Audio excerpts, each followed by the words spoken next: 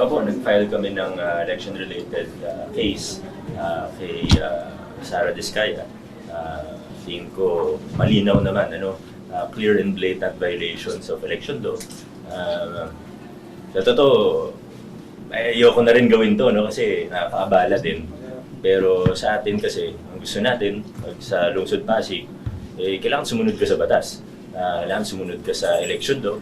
Kung sinabing kailangan mo i-declare lahat ng gastusin mo, dapat i-declare mo ng maayos. Pag sinabing bawal ang ganitong klaseng billboard, bawal ang ganitong klaseng billboard.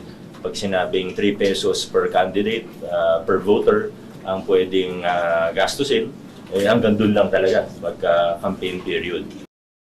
Pong iba, pwede nyo naman pong basahin, tingnan. So, ito, pwedeng, di ba, parang sa totoo lang, nag-uusap kami ni Atty. Macalental, parang ayoko na rin gawin. So, hindi naman ako yung mag-file, wala naman ibang magpa-file din ito. So, actually, magkakambal po ito. Ito pong final natin ngayon sa COMELEC. Tapos kaninang umaga, meron din po kaming final sa prosecutor ng Pasig para naman po sa perjury dahil sa kanyang misdeclarations tungkol sa kanyang citizenship.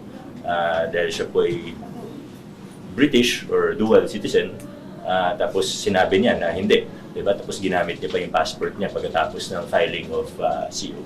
So, yun lang po.